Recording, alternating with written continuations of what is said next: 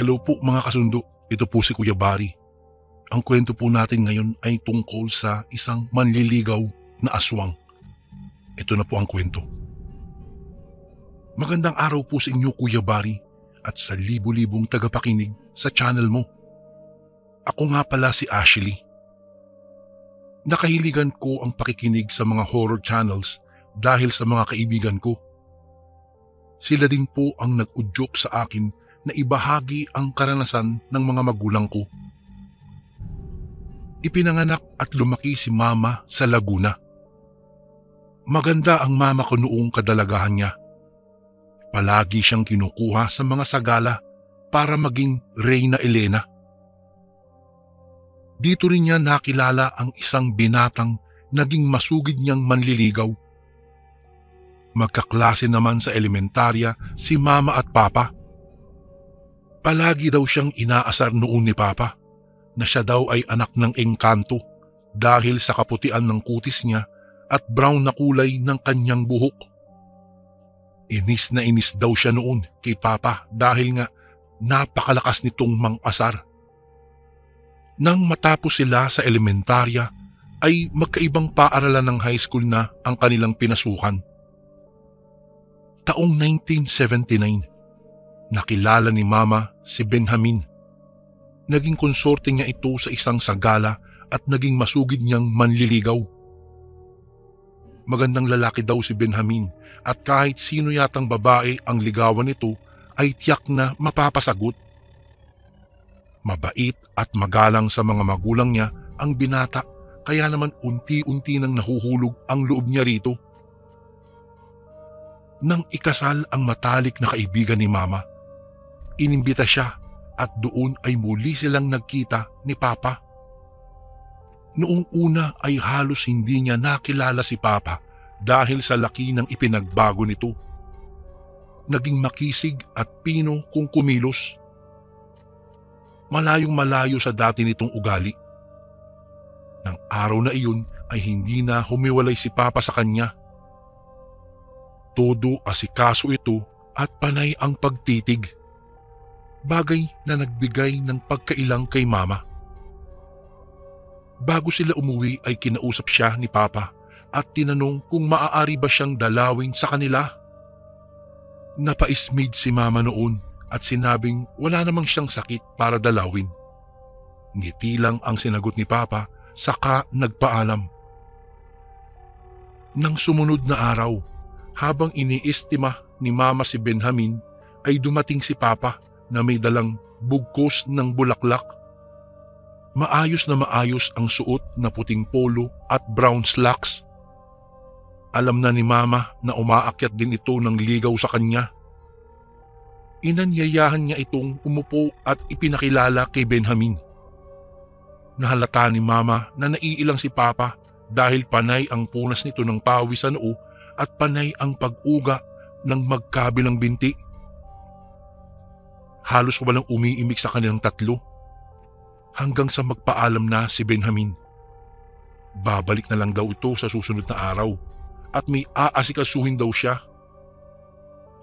Halata sa itsura ng binata ang pagkainis kaya humingi ng pasensya si Mama. Tumango lang ito at ngumiti saka nagpaalam sa mga magulang ni Mama. Nang makaalis ang binata ay hinarap niya si Papa. Tinanong kung ano ang sadya nito. Utal-utal na sumagot si Papa na umaakyat daw siya ng ligaw. Naging matyaga si Papa sa panunuyo niya.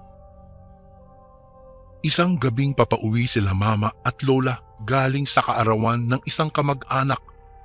Hinarang ng 3 kalalakihan ang tricycle na sinasakyan nila at pilit silang pinabababa. Nang makita ng mga lalaki si Mama ay ngumisi ang mga ito at sinabing maiiwan siya. Biglang hinablot ng isang lalaki sa braso si Mama. Hindi siya makapalag dahil may baril ang mga ito. Todo pakiusap naman noon si Lola na huwag silang sasaktan at kunin na lang ang pera at mga alas nila, ngunit tumanggi ang mga lalaki. Noong akmang kakalad ka rin na papalayo si Mama ng 3 lalaki, ay biglang may isang malaking aso ang mabilis na tumakbo papalapit sa mga ito at isa-isang pinagkakagat sa iba't ibang parte ng katawan ang mga lalaki.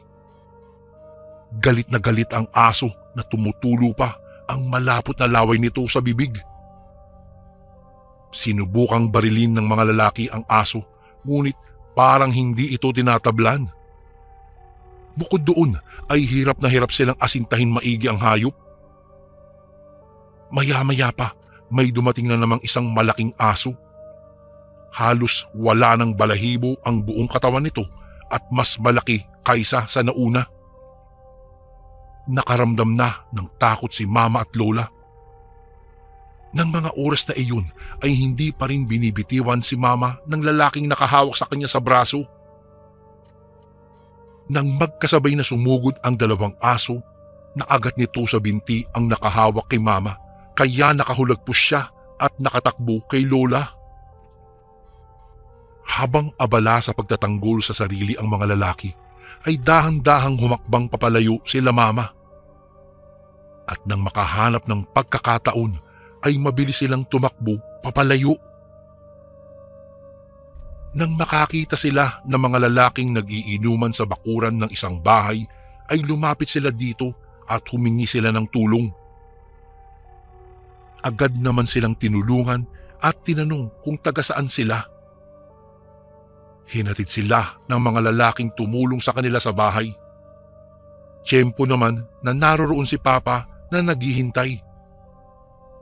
Nang makitang umiiyak si Mama, ay nag-alala siya at tinanong kung ano ang nangyari. Hindi umimik si Mama at dire-diretsyong pumasok sa loob ng bahay. Bago ko po ipagpatuloy ang kwentong ito ay may request sana ako sa iyo kasundo. Isang pindot lang ito kasundo sa subscribe button namin. Malaking tulong po ito sa aming kasundo upang mapagpatuloy pa namin ang mas marami pang magagandang kwento. Salamat sa pag-subscribe mo, bagong kasundo. Sumalubong naman si Lolo at nagtanong din kung ano ang nangyari. Kung kaya't ikinuwento ni Lola ang buong pangyayari at ganoon na lang ang galit ni Lolo Kuyabari. Isang PC po pala o Philippine Constabulary ang kapatid ni Lolo, kaya lumapit sila dito upang madakip kaagad ang mga lalaking humarang sa kanila. Lumipas ang isang linggo. Hindi na nagpakita o dumalaw man lang sa bahay nila Mama si Benjamin. Samantalang nalaman naman nila na anak pala ng kapitan ng kabilang baryo ang isa sa mga lalaking humarang sa kanila. Kilala daw iyon sa kabilang baryo na loko-loko at walang kinatatakutan dahil nga sa posisyon ng kanyang ama. Kaagad namang nahuli ang dalawa sa mga lalaking kasama nito. Nakaramdam ng takot ang pamilya nila Mama dahil hindi nahuli ang anak ng kapitan. Pilit namang nakikipag-areglo ang ama nito kila Mama pero hindi po sila pumayag. Lumipas muli ang isang linggo. Napansin nila ang isang lalaking umaalagid-alagid sa bahay nila tuwing magdidilim na. Hanggang sa isang gabi, habang nakikipagkwentuhan si Mama kay Papa, ay bigla silang nakarinig ng mga putok ng baril kaya mabilis silang nagsidapa. Nagkabasag-basag ang mga gamit sa loob ng bahay. Dali-dali namang humanap ng maayos na pwesto sila Mama at Papa upang makapagkubli. Nang huminto ang putok ay nakiramdam sila sa susunod na mangyayari. Ilang minuto nga ang lumipas, muli na naman silang pinaputukan. Nang tumigil ang pagpapaputok ay naghintay muli ng ilang minuto si Papa at pagkatapos ay pagapang siyang lumapit sa pintuan upang silipin ang labas. Wala nang tao doon. Wala namang nasaktan sa pamilya at maya-maya lang ay nagdatingan na ang mga barangay tanod. Alam nilang yung anak ng kapitan ang may gawa noon kaya nagpasya ang pamilya nila Mama na umalis muna sa lugar habang hindi pa nahuhuli ang salarin. Pansamantala silang nakipanuluyan sa kapatid ni Lolo na isang PC. May kalayuan ang lugar ng kapatid ni Lolo pero nagagawa pa ring dalawin ni Papa si Mama doon upang palakasin ang kanyang loob. Dito na unti-unting nahulog ang loob ni Mama kay Papa dahil sa matyaga nitong panunuyo sa kanya. Lumipas ang 2 linggo. Gulat na gulat si Mama sa ibinalita ng kanyang tiyuhin. Patay na daw ang anak ng kapitan. Natagpuan daw ito sa gitnang bukid na punong-puno ng sugat ang buong katawan at halos maubos na ang dugo. Para daw itong nilapa ng isang mabangis na hayop. Pakiramdam ni Mama noon ay nahugutan siya ng tinik sa dibdib. Nang makabalik sila sa kanilang tahanan ay kalat na sa lugar ang balitang isang aswang ang pumatay sa anak ng kapitan. At ang itinuturong may gawa noon ay ang pamilya ni Benjamin. Bagay naman na hindi pinaniwalaan ng pamilya ni Mama. Habang nag-aayos ng mga gamit, ay nabanggit ni Lola si Benjamin. Mula kasi nang mangyari ang kaguluhan ay hindi na nila ito nakitang dumalaw pa kay Mama. Ayon sa mga kapitbahay ng binata ay umuwi ng Samar ang pamilya dahil aasikasuhin ang minanang lupain ng mga magulang nito. Isang gabi, habang naguhugas ng pinggan si Mama, napansin niya ang isang malaking aso sa labas ng bahay nila. Nakatitig ito sa kanya. Bigla niyang naalala yung 2 asong sumalakay sa 3 lalaking nagtangka ng hindi maganda sa kanya at nakaramdam siya ng takot. Napatakbo si Mama at sinabi kay Lolo na nasa labas yung asong sumalakay sa mga lalaki. Dali-dali namang kinuha ni Lolo ang kanyang itak at lumabas ng bahay pero wala siyang nakitang anumang hayop doon. Lumipas ang ilang buwan at tuluyan ng nawalan ng balita si Mama tungkol kay Benjamin. Sinagot na rin ni Mama si Papa noon at naging maayos naman ang kanilang relasyon. Noong ikakasal na sila ay isang panauhin ang dumating. Hindi makapaniwala si Mama na muling dumalaw ang dating manliligaw na si Benjamin. Malaki na ang ipinagbago nito. Naging mas matipuno ang pangangatawan at mas lalong gumandang lalaki. Kinamusta ni Mama ang binata at tinanong kung ano ang nangyari sa kanya. Ipinaliwanag nito na kinailangan nilang umalis upang asikasuhin ang pinamanang lupa sa kanya ng kanyang mga magulang. Sinabi rin nito na masaya siya dahil muli niyang nakita si Mama. Hindi kita makakalimutan. Ikaw na ang una at huling babaeng mamahalin ko. Hindi na ako mag-aasawa pa. Kung naging magkatulad lang sana tayo, hindi ako papayag na hindi ikaw ang mapapangasawa ko. Pero huwag ka mag-alala. Dahil kahit hindi ako ang nakatuluyan mo, babantayan pa rin kita. Ipagtatanggol sa mga taong gagawa ng hindi maganda sa iyo. Ito ang huling binitiwang salita ni Benjamin kay Mama bago umalis ang dating manliligaw. Inamin din nito na siya ang pumatay sa anak ng kapitan, bagay na nagbigay ng kilabot kay Mama. Hindi man nito inaming aswang siya, ay alam niyang totoo ang mga hinala ng mga kababaryo sa pamilya ng dating manliligaw. Kuya Bari, ang kwentong ito ay madalas na ikwento nila Mama at Papa sa amin. Hindi ko rin nakikitaan ng anumang pagsiselo si Papa sa tuwing mababanggit ang pangalan ng dating manliligaw ni Mama. Tiwala daw kasi siyang mahal siya ni Mama at hindi kailanman ipagpapalit sa kahit kaninong lalaki. Dito ko na po tatapusin ang aking kwento, Kuya Bari. Hanggang dito na lang po at sana ay magustuhan nyo ito at ng inyong mga tagapakinig. Maraming salamat po sa pagbabasa at mabuhay po kayong lahat. God bless po sa lahat ng nakikinig ngayon, lalong-lalo na sa lahat ng mga OFW. Paki-shoutout nga po ang pamilya Reyes dyan sa Dagupan City. Lubos na gumagalang, Ashley.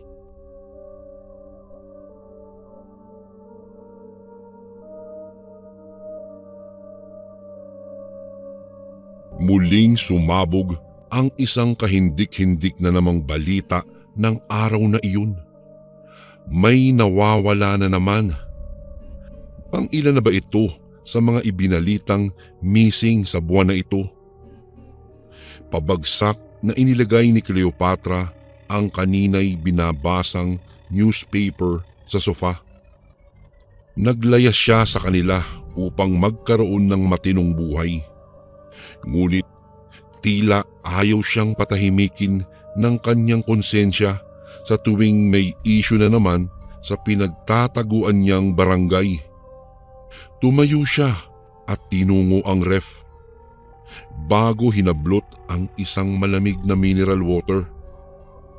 Matapos uminom, tinungo niya ang cabinet kung saan nakalagay ang mga bagay na natatagpuan niya sa tuwing nagtutungo siya sa mga lugar na pinangyayarihan ng pagkawala ng mga tao sa barangay nila. Tumambad sa kanyang paningin ang 3 itlog. Maliliit lang ito, kagaya ng normal na sukat ng itlog ng manok. Ngunit pambihira ang bigat dahil bawat isa ay tumitimbang ng kulang-kulang 1 kilo. Hindi ito basta-basta.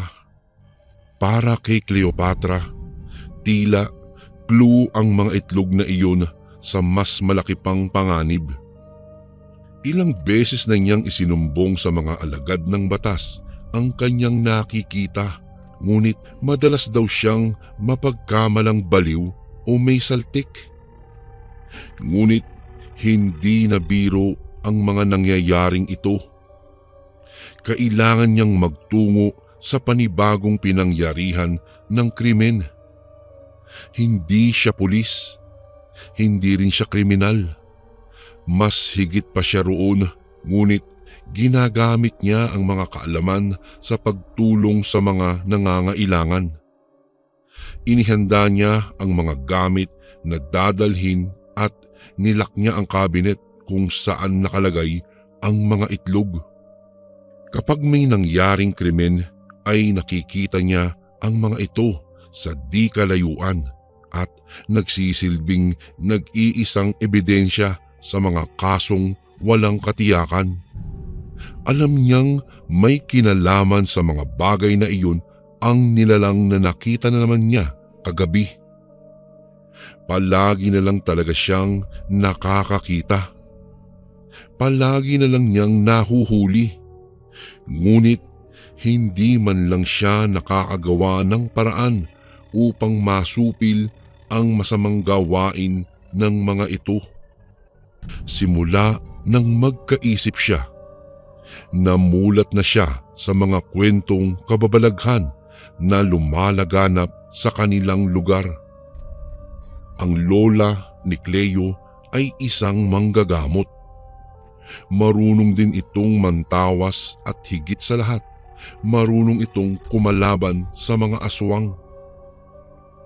Iyon nga lang ay matanda na ito ngayon at hindi na kayang kalabanin ang mga nilalang na nagpapagala-gala sa lugar ngayon.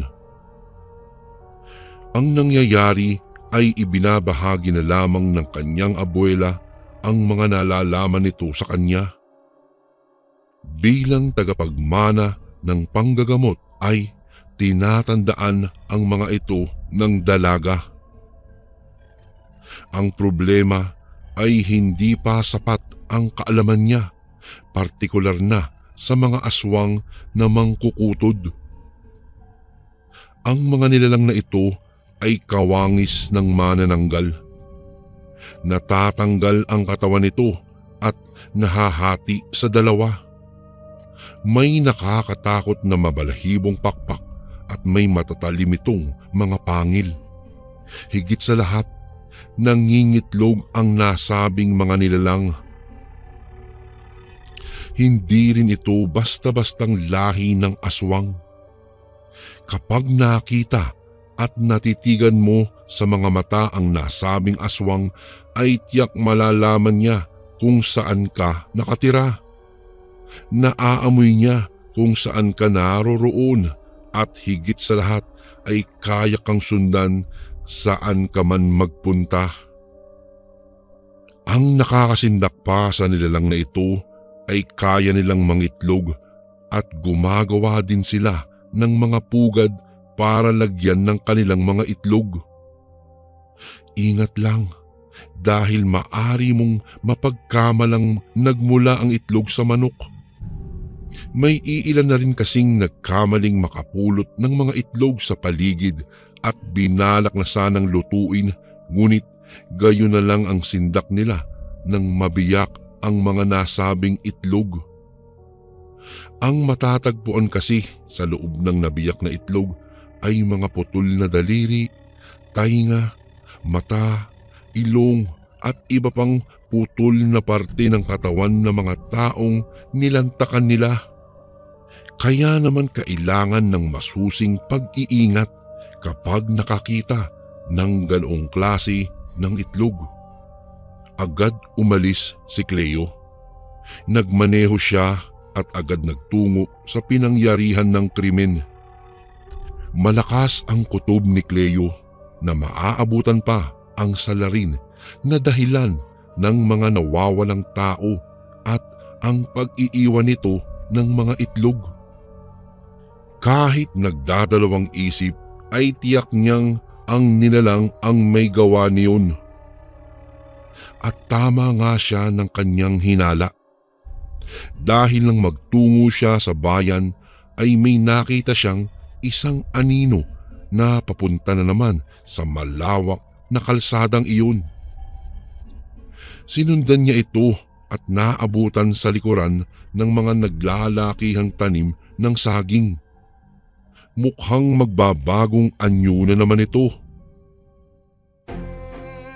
Bago ko po ipagpatuloy ang kwentong ito ay may request sana ako sa iyo kasundo. Isang pindot lang ito kasundo sa subscribe button namin. Malaking tulong po ito sa aming kasundo upang mapagpatuloy pa namin ang mas marami pang magagandang kwento. Salamat sa pag-subscribe mo, bagong kasundo.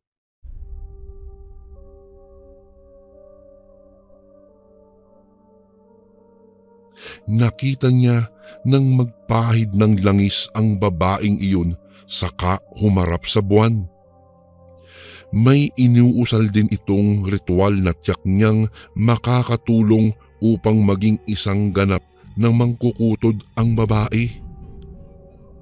Inilabas ni Cleo ang dalang asin sa bag at ibinabad iyon sa kalamansi. Hinintay niyang mahati ang katawan nito at makalipad palayo bago walang habas na ibinuhos niya ang asin at kalamansi sa kalahating katawan na naiwan nito saka siya nagtago. Nang marinig niya ang nakaririnding huni nito ay alam niyang wala ng pag-asa pang makabalik ang mangkukutod sa katawan nito. Kaya naman nang makita niya ang malaking aninong pumapagaspas papunta sa kinalalagyan ng kanyang katawan ay nagtago si Cleo. Galit na nagpakawala ng malakas na huni ang aswang saka bumuway ang paglipad, ngunit hindi niya man lang nagawang makalapit sa kinaroroonan ng kanyang kalahating katawan.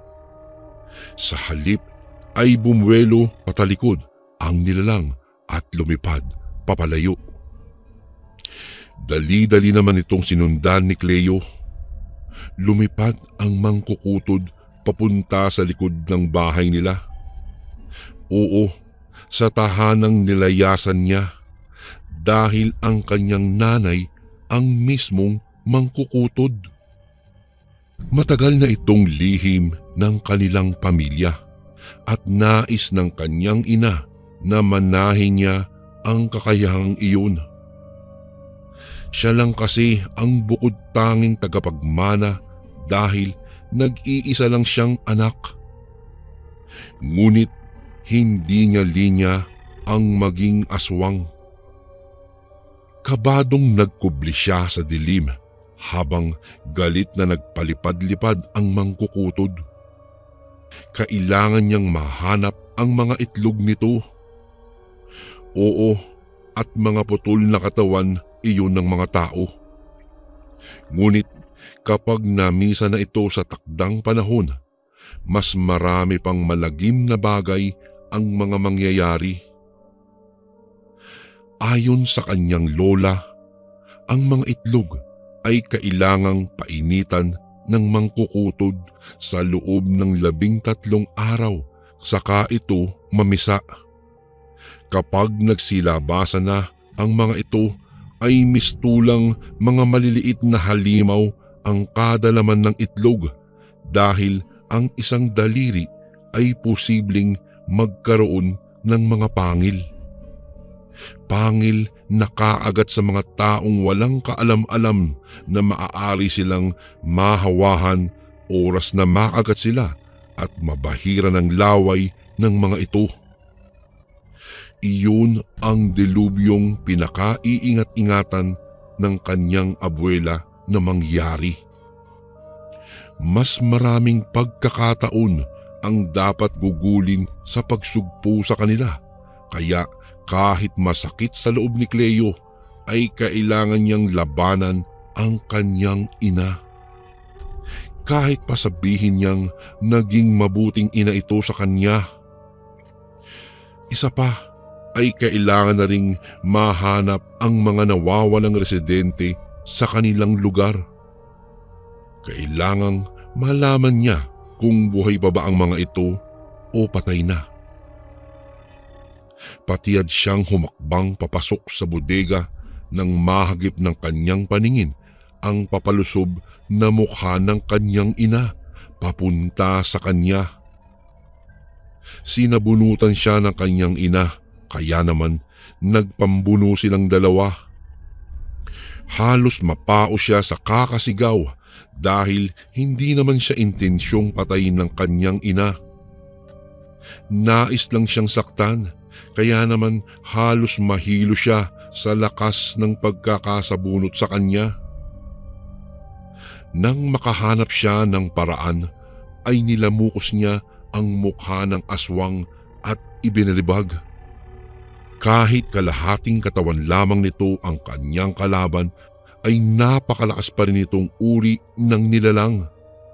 Nang mabitawan nga siya ng aswang, ay hinugot niya ang tansong kutsilyo at sinaksak sa noo ang aswang kasama ang paghingi nito ng tawad, saka dali-daling tumakbo papasok sa bodega.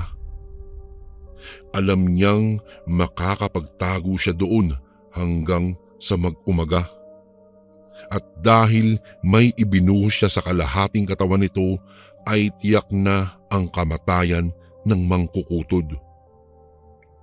Oras lang ang kanyang kailangang palipasin.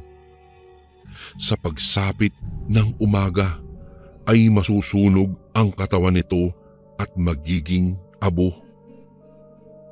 Takot na isiniksik niya ang kanyang sarili sa likod ng naglalakihang mga karton nang marinig niyang kumalabog ang pintuan. Kahit nasaksak na ang aswang ay hinahabol pa rin siya. Gayon na lang ang pagkasindak ng dalaga nang mapagtanto niyang na may nakasusulasok na amoy pala sa loob ng madilim at kulob na bodegang iyon. Kaya naman napalingon-lingon sa paligid si Cleo. Kahit madilim ay naaaninag naman niya ang lugar dahil sa liwanag ng buwan na pumapasok sa loob. Sindak ang kanyang naramdaman nang makita ang hindi lang isa, dalawa, kundi halos 10 kataong bangkay na pinagpatong-patong sa sulok. Wakwak ang kanilang mga tiyan. Nawawala ang mga lamang loob at animoy manikang basahan. Tuyo at wala ng dugo. Gimbal na napasigaw ang dalaga at tarantang nagtatakbo palabas ng pinagtataguan niya. Ngunit agad din naman siyang napatigil nang makita ang sangkaterbang itlog sa sahig. Nakakalat at natapakan na niya ang iba. Agaran niyang tinipon ang mga iyon sa isang lugar, saka ito sinilaban. Lumabas siya ng bodega at pinagmasdang natutupok ang mga itlog, saka tumawag ng pulis. Alam niya sa pagkakataong ito, maniniwala na ang mga alagad ng batas na tunay talagang may mga nilalang kagaya ng aswang at hindi lang basta simpleng kidnapping ang nasabing kaso.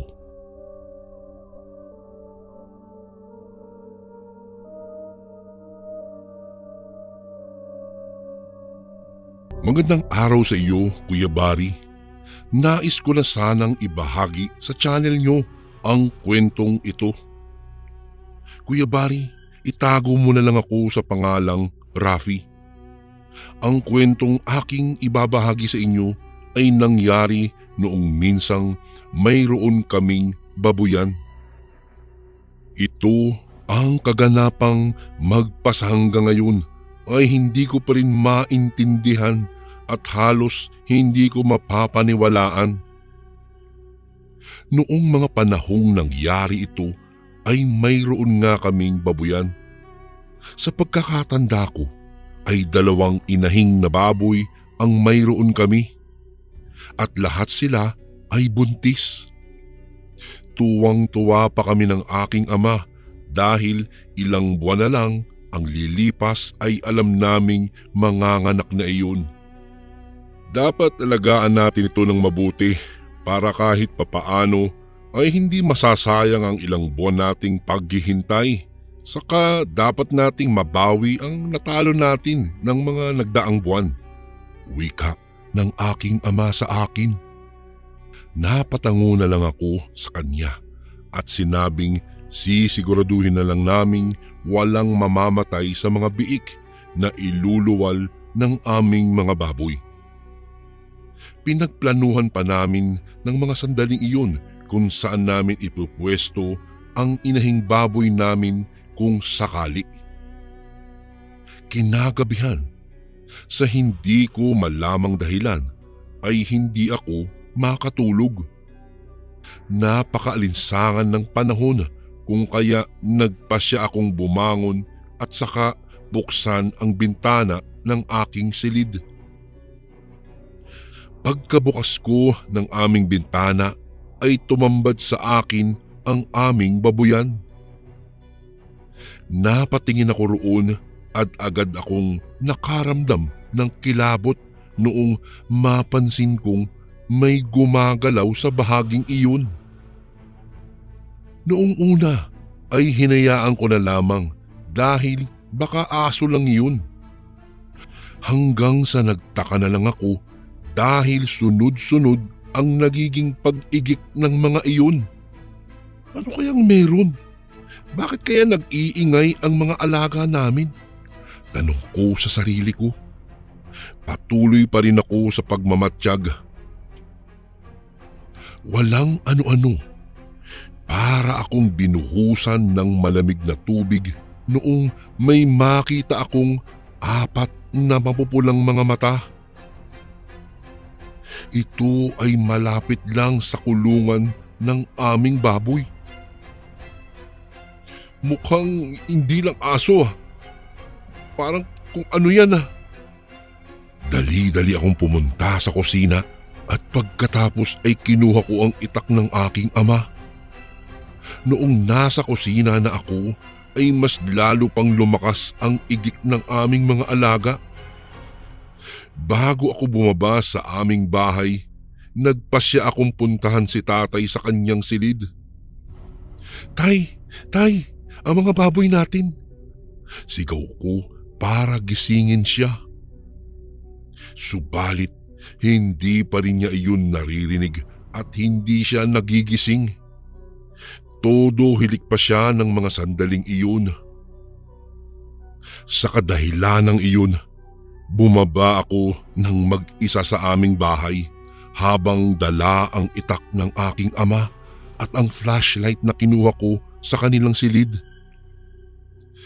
Pagkababa ko, agad akong napatitig sa kulungan ng aming baboy. Naroon pa rin ang 4 na nagbabagang mga mata at ang baboy namin ay parang nagwawala at gustong makawala sa kulungan. Inilawan ko ang buong paligid, ngunit ang nakapagtataka lamang noon ay wala naman akong nakikita.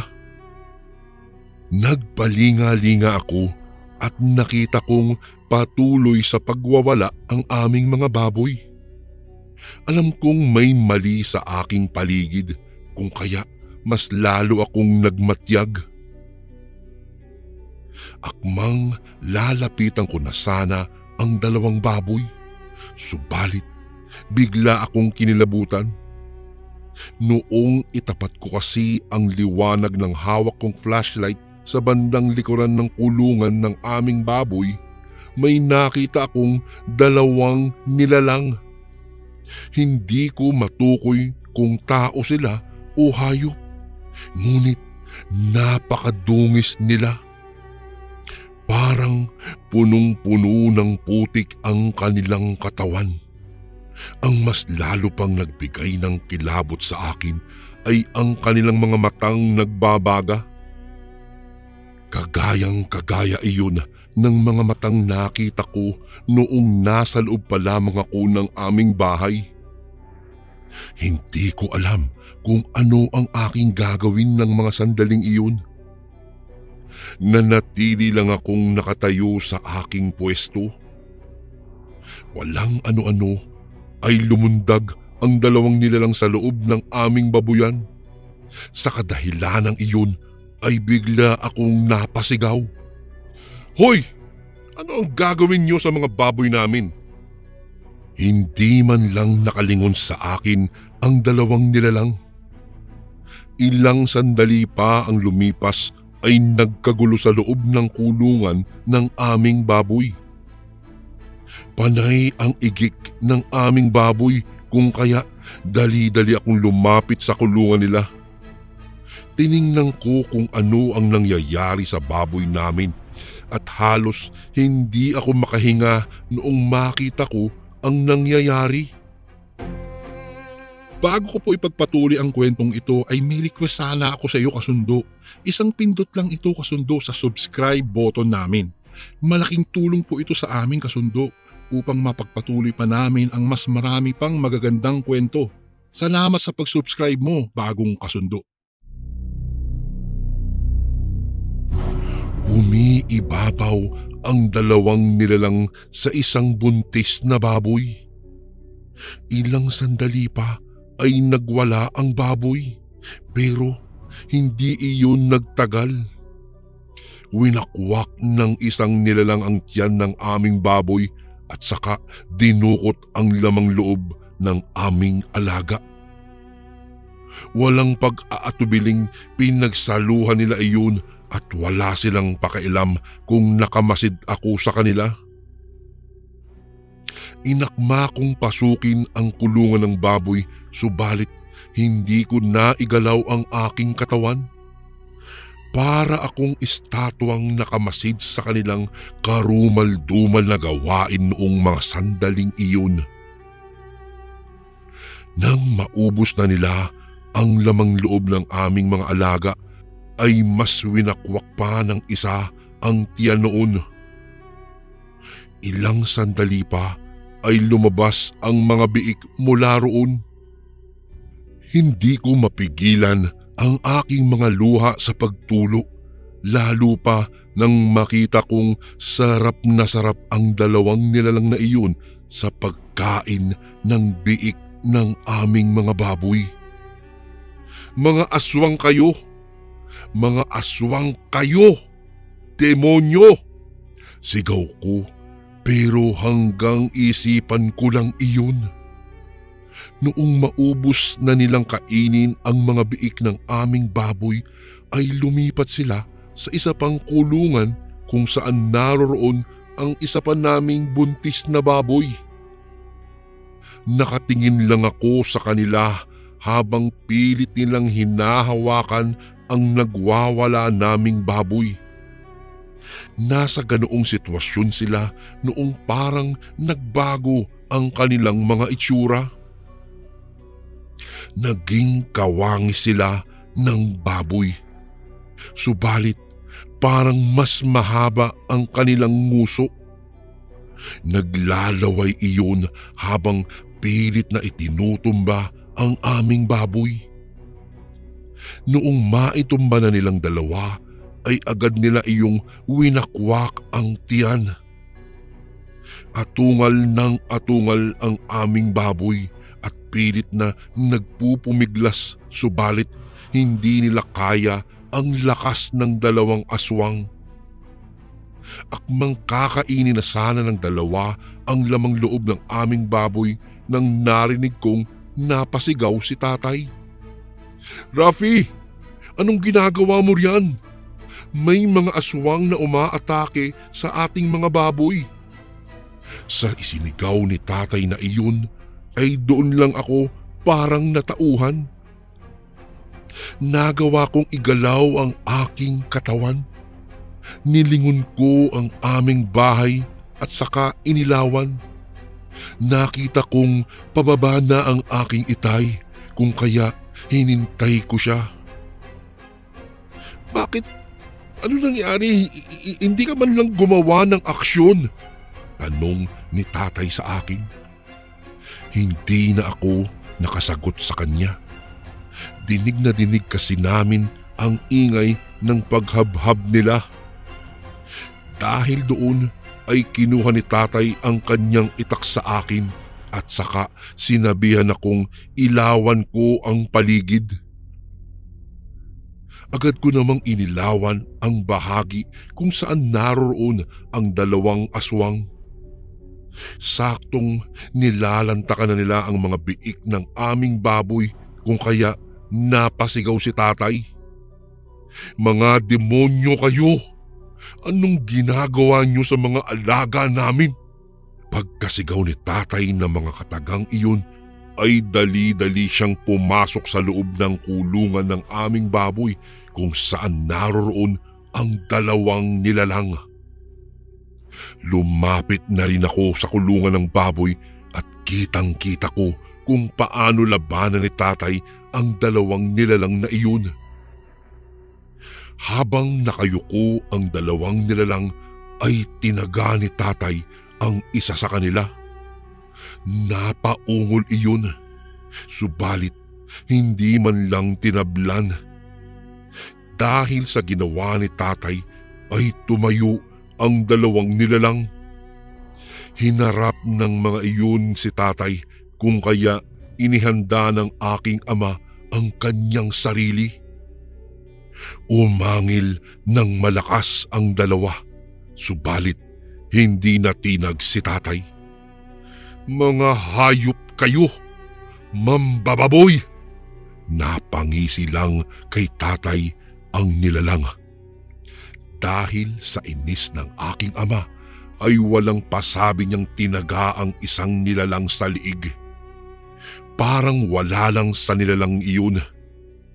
Akmang hahawakan sana ng isang aswang si tatay, subalit mabilis niyang tinaga ang kamay noon. Naputol ang mga daliri ng nasabing aswang, kung kaya napahiya iyon sa sobrang sakit. Ang isang aswang naman ay nagalit kay tatay. Mabilis siyang gumalaw at saka lumapit para sakalin ang aking ama. Mabuti na lamang at mabilis ding gumalaw si tatay. Tinaga niya sa mukha ang aswang na iyon at tinamaan sa kanyang ilong. Halos mandiri ako sa aking nakita dahil bumulwak ang dugo ng aswang. "Magbabayad kayo sa ginawa niyo sa aming mga baboy," Sigaw ni tatay. Pagkatapos niyang wikain ang mga katagang iyon ay iwinasiwas niya ang kanyang itak. Wala siyang naging pakialam kung may matamaan man siya o wala. Sa bawat paghataw ng kanyang itak ay napapaungol ang aswang. Alam ni tatay na natatabla na ang aswang ng mga sandaling iyon dahil mula sa ibaba at paitaas ang kanyang pagtaga. Kung hindi man kayo mamamatay, titiyakin kong mahihirapan kayong gumaling, sigaw ni tatay sa kanila. Dahil sa ginawa ni tatay ay nagpumilit na makatakas ang dalawang nilalang. Nagunahan silang makaalis sa loob ng kulungan ng baboy namin. Noong nasa labas na sila ay lumabas din si tatay. Hahabulin pa sana niya ang dalawang aswang, subalit mabilis iyong naglaho. Iginala ko pa nga sa paligid ang liwanag ng dala kong flashlight, subalit hindi ko na nahagilap ang mga iyon. Dahil sa nangyari sa aming alaga, nagpasya na lamang kaming ilibing ang dalawang baboy namin. Hindi napigilan ng aking ama ang kanyang luha. Napaiyak siya dahil sa ginawang iyon ng dalawang mambababoy sa aming mga alaga. Mga hayop na iyon, kung hindi lang sana nila biniktima ang ating mga baboy, tiyak na tiba-tiba na sana tayo sa susunod na linggo. Malungkot na wika ng aking ama. Wala na kaming nagawa kung hindi ang tanggapin ang naging kapalaran namin. Gayunpaman, hindi kami sumuko at muling nagpatuloy sa pag-aalaga ng baboy. Hanggang dito na lang po ang aking kwento, Kuya Bari. Maraming salamat po and more power po sa inyong channel. Gumagalang, Rafi.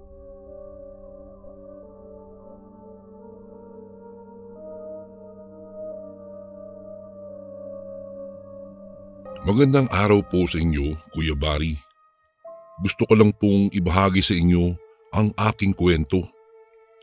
Ito po ay personal na karanasan ko noong nasa edad pa lang po ako na 14 na taong gulang. Siya nga pala, itago niyo na lang po ako sa pangalang Cynthia.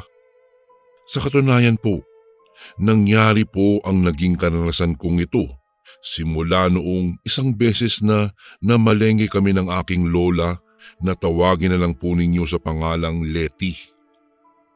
Dahil linggo po noon, niyaya ako ng aking lola Letty na mamalengke.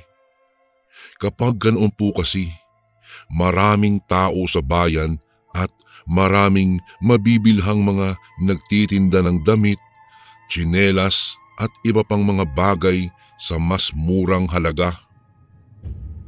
Maaga pa lang noon ay nagising na ako at naligo. Nananabik po kasi ako dahil sabi ni Lola ay bibilhan daw niya ako ng bagong damit at tsinelas kapag may nagustuhan po ako doon. Malapit po kami ni Lola sa isa't isa dahil ako lang naman po ang nag-iisang apo nito sa nag-iisang anak rin niya na ama ko naman po. Nang matapos na nga po ako sa pag-aayos ay tinungo namin ni Lola ang palengke.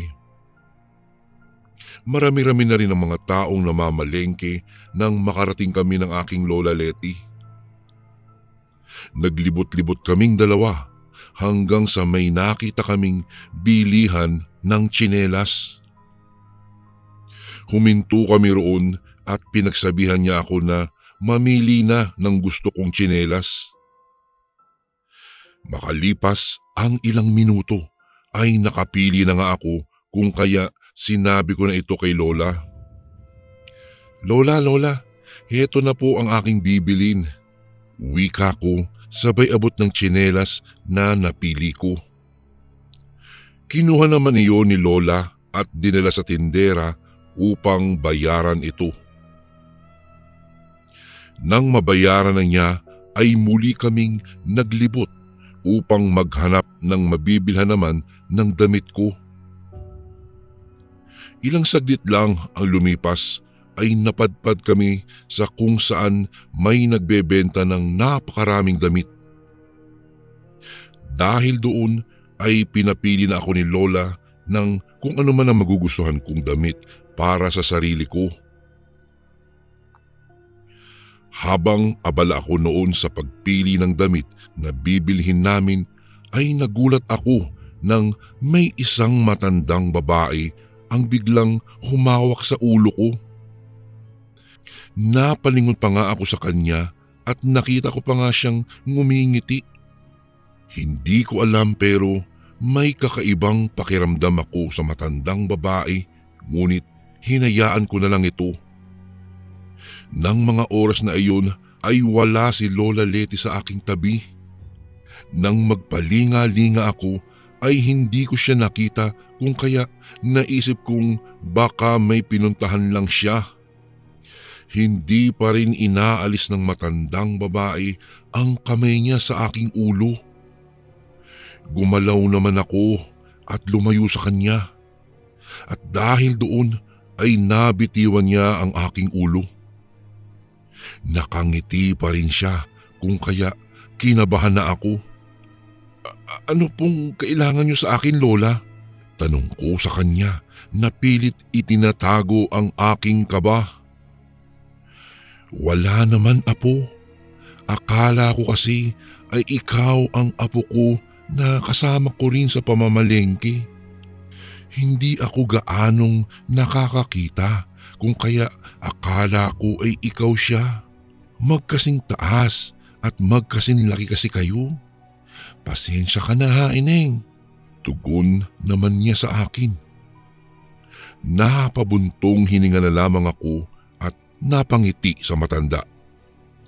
Kahit papaano ay nabawasan ng ang kabang nararamdaman ko dahil sa nabanggit niya.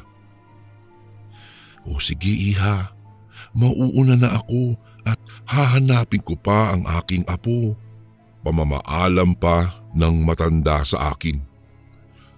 Napatango naman ako at ipinagpatuloy ang pagpili ng aking damit.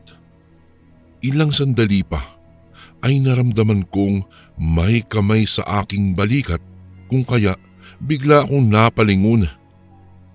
Nakita kong si Lola na iyon, kung kaya napangiti naman ako. Saan ka galing, La? Tanong ko sa kanya. Sinagot naman niya ako na naglilibot-libot lamang siya. Hindi ko naman naitago sa kanya ang nangyari sa akin habang wala siya. Nang sabihin ko sa kanya na hinawakan ako ng matanda sa ulo ay nakitaan ko siya ng pagkabahala. Itinanong niya sa akin kung saan gumawi ang matanda at pupuntahan daw niya. Hindi ko naman alam, pero iniwan ako nito at sinabing hahabulin niya ang matandang iyon. Dahil sa sinabi ni Lola ay sinundan ko na lang siya. Nang makita ko ang matandang babae ay itinuro ko kaagad sa kanya. Nilapitan namin ang matandang babae at tulad ng ginawa niya sa akin ay ginawa rin iyon ni Lola sa kanya. Naku, pasensya na. Iyon ang wika ni Lola nang lumingon sa kanya ang matandang babae. Mas matanda siya kumpara kay Lola Leti. Nang makita naman ako ng matanda ay ngumiti siya sa akin. Dahil doon ay sinabi naman ni Lola na apo niya ako. Hindi ko alam pero tila nakitaan ko ng galit ang mukha ng matanda dahil sa sinabi ni Lola Leti sa kanya. Walang ano-ano ay nagpaalam na si Lola sa matandang babae. Niyaya na rin niya ako at Bumalik na kami sa bilihan ng mga damit. Binili naman niya ang damit na napili ko at niyaya na niya akong umuwi. Hindi ko alam kung bakit nagmamadali si Lola, ngunit sumunod na lang ako sa kanya. Pagka-uwi namin sa aming bahay ay sinabihan ni Lola ang aking mga magulang na maghanda pagdating ng gabi. Hindi ko lubos maintindihan si Lola ng mga sandaling iyon. Maging ang aking mga magulang ay nagtaka sa ikinikilos ni Lola Letty. Nang tanungin siya ng aking mga magulang kung ano ang nangyari, ay pinagsabihan nito ang aking mga magulang na sumunod sa kanya sa labas ng bahay. Naiwan naman ako sa loob ng aming bahay na hindi alam kung ano ang pinag-uusapan nila. Nang matapos sila sa kanilang pag-uusap, ay dali-dali sila sa kanilang pagkilos. Kumuha sila ng asin, bawang at kung ano-ano pang sinabi sa kanila ni Lola. Hindi naman nila sinabi sa akin kung para saan ang mga iyon. Huwag ka na muna magtanong anak ha, please ha. Huwag ka na rin munang lumabas ng bahay, lalo na mamayang gabi ha. Wika ng aking ama. Kahit na hindi ko alam kung bakit ganoon ang kilos nila, ay napatango na lang ako. Bago ko po ipagpatuloy ang kwentong ito ay may request sana ako sa iyo kasundo.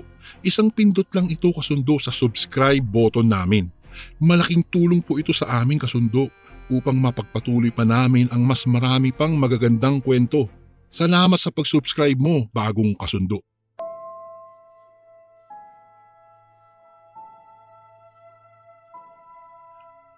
Kinagabihan na nga noon. Katatapos lang naming maghapunan. Nagpasya kaagad akong magpahinga na dahil iyon din ang sabi ng aking ama at maging si Lola. Matulog daw ako ng maaga. Sinunod ko naman sila at nagpahinga na nga ako sa aking silid.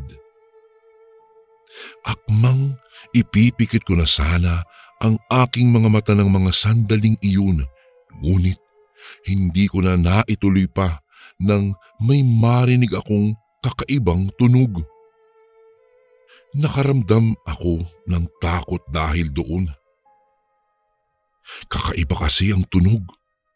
Napatalokbong na rin ako ng kumot dahil bigla na lang nanindig ang aking mga balahibo sa katawan na animoy may malakas na hangin ang dumadampi sa aking balat. Nagmatyag at nakinig pa ako sa aking paligid at walang ano-ano ay narinig ko na naman ang huning iyon. Dahil doon ay hindi ko na napigilan pa ang aking sarili. Bumangon ako sa aking higaan at patakbong lumabas sa aking silid. Naabutan ko naman ang aking ama at si Lola na noon ay nag-uusap sa sala. Sigurado akong dadalawin ng matandang iyon ang anak niyo, rinig kong wika ni Lola. Nagdahan-dahan naman ako sa aking paglalakad. Yung tipong hindi gustong mahuli ng kahit sino man. Sigurado po ba kayong aswang ang matandang iyon? Tanong naman ng aking ama. Baliktad ako sa mga mata niya kung kaya sigurado akong aswang siya. At isa pa, hinawakan niya sa ulo ang anak mo. Ayon kasi sa mga matatanda, noon sa lugar na aking mga magulang, tampong ang tawag sa ganoon. At kapag hindi mo nahawakan o natapik ang gumawa noon sa isang tao, ay maaaring ikapahamak ng taong ginawan ng bagay na iyon. Paliwanag naman ni Lola. Noon ko lang din napagtanto kung bakit hinanap niya at hinawakan din sa ulo ang matandang humawak sa akin kanina. Pero bakit naman dadalawin pa niya ang anak ko? Tanong naman ng aking ina. Dahil nagalit siya sa akin dahil hinawakan ko rin siya. Matapos sabihin iyon ni Lola ay nakarinig kami ng paghuni. May kalakasan na iyon at animoy parang galit na. Napatayo naman sila Lola at lumabas ng aming bahay. Nakita naman ako ni Mama at sa labis na takot din ay napatakbo at napayakap ako sa kanya. Ayon sa aking lola, may aswang sa labas ng aming bahay.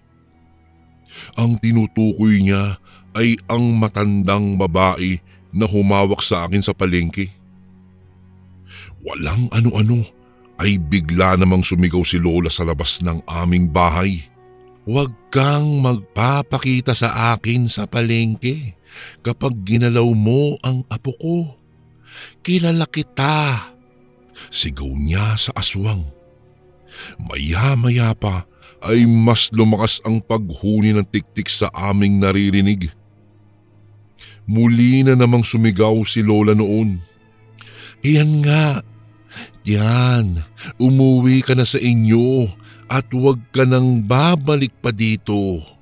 Kapag nakita kita sa palengke sa mga susunod na araw, ihanda mo ang sarili mo.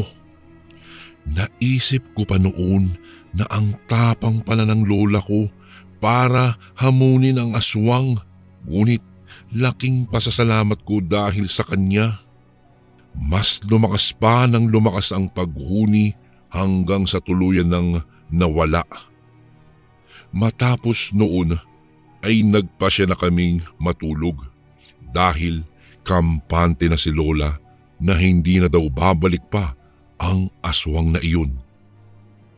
Simula nga sa nangyaring iyon, madalas na akong pabaunan ni Lola Leti ng luya sa aking bulsa. Sabi niya ay makakatulong daw iyon sa akin upang hindi ako lapitan ng mga masasamang elemento. Simula din noon, hindi na namin nakita pa ang matandang babae. Hanggang dito na lang po ang aking kwento. Maraming salamat po sa inyong pakikinig. Gumagalang, Cynthia. And again, maraming salamat po mga kasundo. Don't forget to subscribe and i-click nyo lang po yung bell na button para updated po kayo sa mga upcoming videos namin na paparating. Maraming salamat po ulit. God bless and ingat po lagi dyan. Ito po si Kuya Bari at ako ang Sundo.